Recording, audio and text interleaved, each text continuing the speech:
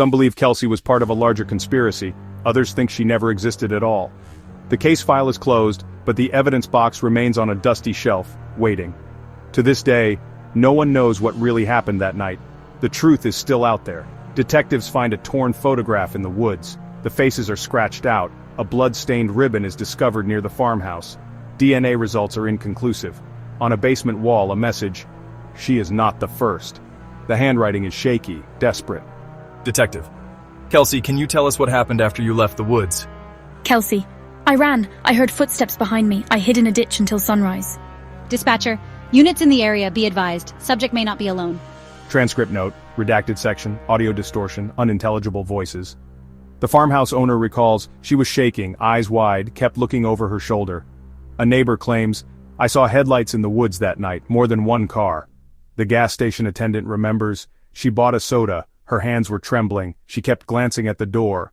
A truck driver reports, "I passed a woman walking barefoot on the highway. She vanished when I turned around." It was 2:47 a.m. when a woman stumbled out of the woods, barefoot, bloodied, and terrified. Her name was Kelsey Drummond. She had just escaped from a place she later described as the kind of nightmare you only wake up into. Kelsey banged on the door of a farmhouse 12 miles outside of Asheville, North Carolina. The homeowner dialed 911. He later told deputies, "She looked like she'd crawled through hell, and maybe something worse." 911, what's your emergency? There's a woman here. She's bleeding. She says someone was keeping her tied up for days. When officers arrived, Kelsey was disoriented. Her wrists bore ligature marks, her jeans were torn, her face bruised. But her story? It didn't make sense to them. Because according to the missing persons report, Kelsey Drummond had never been reported missing. In fact, police claimed she had never existed at all. A deputy recalls, "We found footprints circling the farmhouse. They stopped at the edge of the woods, then vanished. A neighbor's dog barked all night. Some say it was warning them. Others say it was just afraid." The farmhouse phone rang at 3 a.m. No one was on the line. Just static and a faint whisper, "Help me." A torn piece of red fabric was found snagged on a barbed wire fence. It matched the dress Kelsey wore. But the most chilling detail? The farmhouse door was locked from the inside. No sign of forced entry, no sign of escape. Kelsey told detectives she'd been taken from a gas station on May 28th while traveling to visit her sister. Detective, pull up the security footage from that night. I want every angle. The footage is grainy. A woman in a red dress appears at the edge of the frame, glancing over her shoulder. Moments later, a shadow flickers past the gas pumps. She remembered the smell of gasoline, duct tape, and an engine that never stopped running. Detective, pause it there. Zoom in on the far pump. Is that a glove on the ground? Forensics bag the glove. It's stained, possibly blood. A partial fingerprint is lifted, but the match comes back inconclusive. "I don't know where he took me," she whispered, "but I know what he did." Dispatcher. Detective, we have a problem. The footage from Pump 3 is missing. System shows a gap, almost 10 minutes. Detective, that's not possible. Someone had to erase it. Check the logs. See who accessed the system. You said you were in a basement?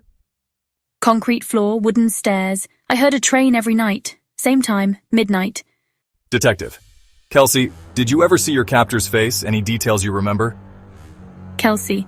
No, he always wore a mask, but he had a limp, dragged his left foot. Detectives exchange glances. The train schedule matches her story, but the location doesn't. No tracks run near the farmhouse. Dispatcher. Detective, we checked the train logs. No scheduled trains at midnight in that area for years. Do you know the man's name? He never spoke, only hummed. Same tune, over and over. A witness steps forward. "I heard humming outside my window that night. It was eerie, like a lullaby, but wrong." Officers searched the area but found nothing. No vehicle, no signs of captivity, no evidence of the so-called concrete basement. Detective. Something isn't adding up. Either she's lying or someone went to great lengths to cover their tracks. Detective. Her story keeps changing. First, she says she escaped through a window. Now she says the door was open. When they checked her ID, it didn't scan. No social security number, no driver's license in the National Registry. Kelsey. I remember a room with no windows, just a single light bulb. I lost track of time. Not even a birth certificate. Dispatcher. Detective, we just got a hit on the fingerprint. It's partial, but it matches a missing person from 1999. Dispatcher. Detective, should we notify the Palmer family about the fingerprint match? Detective. Not yet. Let's confirm the DNA first. We can't risk another false alarm. And that's when the case took a chilling turn. Authorities began to suspect that Kelsey Drummond might not be who she claimed to be, or worse, she might not exist at all. But there was one piece of evidence they couldn't explain. A blood sample taken from Kelsey came back with a partial DNA match. To a girl who vanished in 1999 from a foster home in Raleigh, her name was Olivia Grace Palmer. Detective. Kelsey, the DNA results are back. Are you sure you don't know the name Olivia Grace Palmer? Kelsey, no, I swear, I don't know her. Why are you asking me this? Detective. The evidence says otherwise. The scars, the DNA, it all matches. Can you remember anything else? Kelsey, I remember a song. Someone used to sing it to me, but the face is always a blur. Dispatcher. Detective, we have a call from someone claiming to know Olivia. Should I patch it through?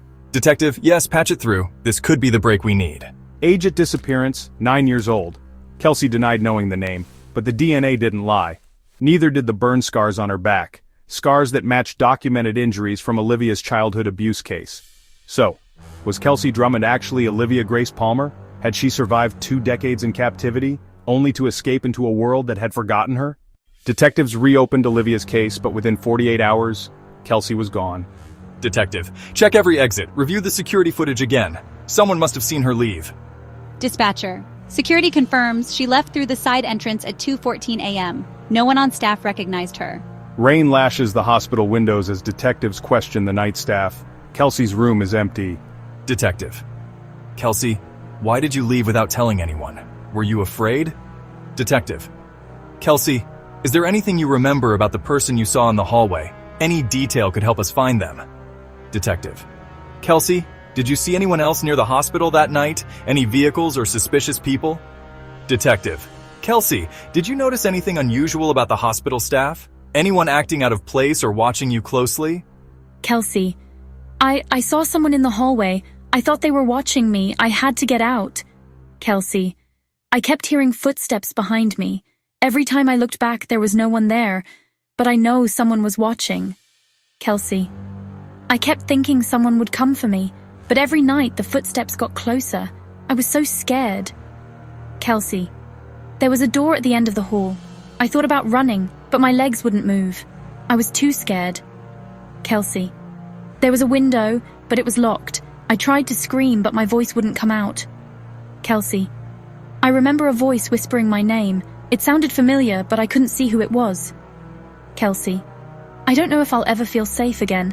Every shadow feels like it's watching me. Detective. Kelsey, we're doing everything we can to keep you safe. If you remember anything else, no matter how small, please tell us. Dispatcher. We have a report. Female, mid-20s, left the premises at 2:14 a.m. No one on staff recognized her. Detective. Pull up the footage from the side entrance. Zoom in. Was anyone else nearby? Security footage showed her walking out the side entrance, alone, wearing donated clothes. Dispatcher. Wait, there's a shadow in the hallway. Too blurred to identify, but someone's there. That was the last confirmed sighting of her. Witness. I saw a woman outside the hospital looking lost. She kept glancing over her shoulder like she was being followed. Detectives searched empty rooms, finding only a single red thread caught on a doorframe.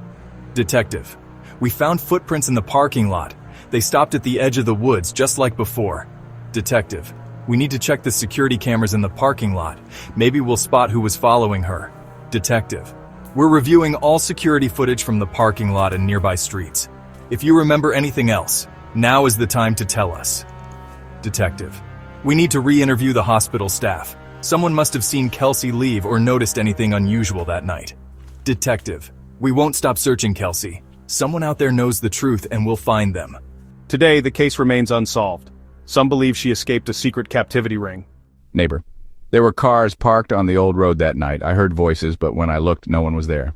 Others think she fabricated the entire story, and a few, very few, believe she might still be running from something even worse. A detective reviews a torn photograph, the face is scratched out. Another officer finds a blood-stained ribbon snagged on a fence. No body was ever found, no suspect was ever identified, and no official record confirms the identity of Kelsey Drummond. Detective. Every lead ends in a dead end. It's like she vanished into thin air. Detective. We can't give up. Someone out there knows what happened to Kelsey. We just have to find them. But somewhere, Out there, a woman with no name and a forgotten past still whispers the truth. And no one is listening. In the shadows, a figure stands at the edge of the woods, watching as police search the grounds, never stepping into the light. A week after Kelsey's disappearance, investigators canvassed the neighborhood, searching for anyone who might have seen her. They were hoping for any clue, no matter how small. What they found only deepened the mystery. "I saw her that night," one neighbor whispered. "She was standing at the edge of the street, just staring at something I couldn't see. The streetlights flickered in the rain. She looked terrified. I called out, but she didn't answer. She just walked into the fog and disappeared." Another witness, a gas station clerk, recalled, "She came in around midnight, kept looking over her shoulder, paid in cash. Her hands were shaking. When I asked if she needed help, she just whispered, 'Don't trust anyone.' I thought maybe she was in trouble, but before I could call anyone, she was gone." A truck driver reported, "Picked up a hitchhiker near the old mill, matched her description. She barely spoke, just asked for a ride out of town. But halfway down the highway she made me stop. Said she saw someone following us in the rear view. When I looked, there was nothing there. But she bolted into the woods. I never saw her again." A new voice emerged, a nurse at the hospital. "I saw a woman in the hallway after visiting hours. She was barefoot, her hair wet from the rain. She looked right through me." Another neighbor claimed, "I saw her face in my window just for a second. She was gone when I turned on the light." A teenager walking home said, "I heard footsteps behind me. When I turned, I saw a woman dart into the shadows. She looked scared, like she was running from something. And then, a stranger came forward. I saw her days later near the old bridge. She was watching the water, shivering. When I called out, she vanished into the mist." Each account contradicted the last. Some suggested fear, others paranoia, or maybe a calculated escape. But one thing was certain: every witness left with more questions than answers. To this day, the truth about Kelsey Drummond, if that was ever her real name, remains as elusive as the woman herself. Detective, can you describe exactly what you saw that night? Any detail, no matter how small, could help us find Kelsey. Detective Ramirez, audio, slightly distorted. "Dispatch, we've got a possible match on Drummond at the 5th and Main intersection. Can you confirm last known location?" Dispatcher. "Affirmative, detective. Last ping was," audio glitch, "minutes ago near the riverfront. CCTV is patchy." Detective Lynn. "Kelsey, you need to help us understand. Who was following you?" Kelsey, voice trembling. "I can't. They'll hear us. They always do." Detective Lynn. "Who, Kelsey? Who do you mean by they?" Kelsey, long pause, static. "You already know, or you think you do." Detective Ramirez, voice urgent. "She's not making sense. She keeps referring to the signal and inaudible, redacted." Dispatcher. "We were losing audio in room 3, switching channels. Can you repeat, detective?" Detective Lynn. "Kelsey, just tell us where you went after you left the motel." Kelsey. "I never left. Not really. You'll see."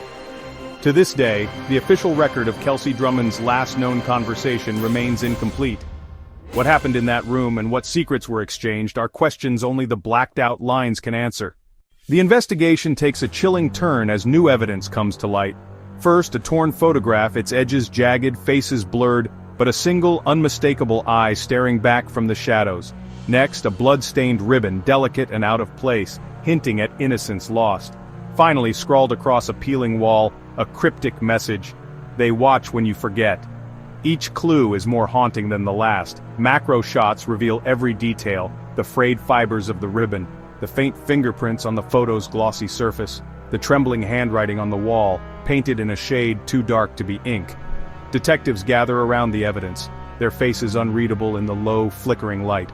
As the camera lingers, the mystery deepens. Who left these behind? What story do they tell? And most disturbingly, what's still missing from the picture? As the case files close for the night, the screen flickers with images of unsolved mysteries. Faded newspaper clippings, empty intersections bathed in neon, and the endless stretch of an unlit highway.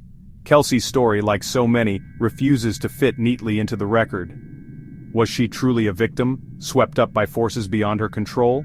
Or could she have been an imposter, weaving her own web within the shadows? Some believe she was a pawn in a far larger game, one still playing out in the spaces between the evidence. Others whisper about her sudden vanishing, the way the clues seemed almost deliberate. Was she warning us or leading us astray? The cryptic message lingers, echoing through the corridors of the mind: "They watch when you forget." With every theory, The truth slips further from our grasp. The camera pans over cold case files, their pages fluttering as if disturbed by an unseen hand. Outside, a streetlight buzzes, casting long shadows on an empty road, a road that tonight leads nowhere. In the end, all that remains are questions, and for now the answers, like Kelsey herself, are nowhere to be found.